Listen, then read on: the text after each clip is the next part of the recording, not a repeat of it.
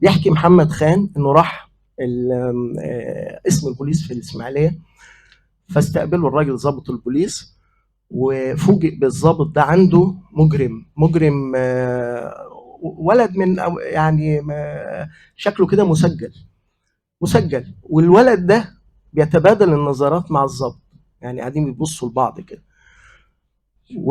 والولد ده بيستفز الضابط لدرجه ان الضابط راح قلع الساعه وضربه. فمحمد خان اتخض جدا.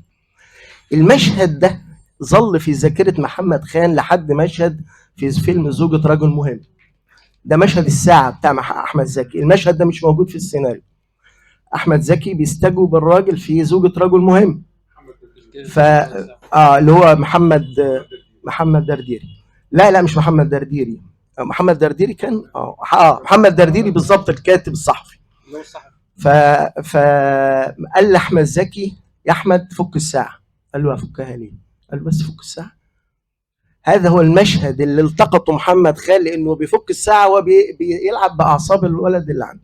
انا بس بحكي لكم التفصيله دي عن تفاصيل ازاي محمد خان استدعى. ده مش موجود في السيناريو خالص، ولا احمد زكي عارف يعمل له ليه، بس قال له فكها.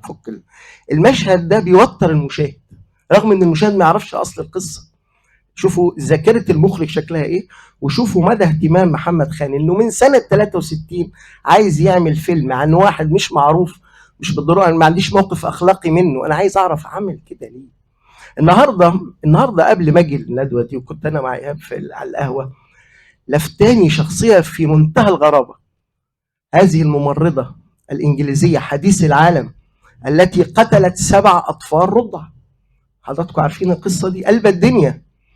امراه شابه عمرها 30 سنه. هذه المراه حقنت الاطفال الرضع بحقن هواء، فموتت 7 وكادت ان تقتل 6.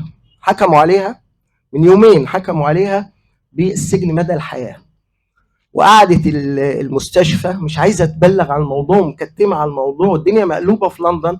ازاي هذه الست سابوها لحد ما قتلت 7؟ مين الست دي؟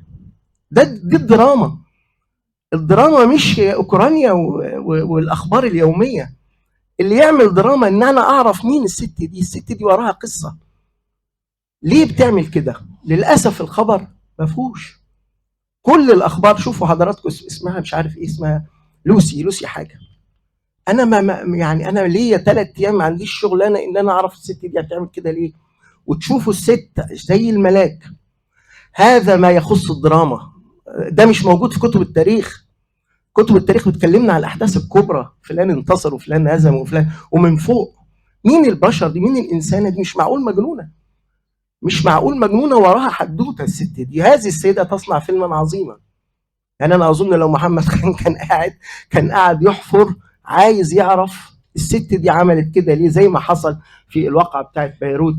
الست ليه سمت حبيبها؟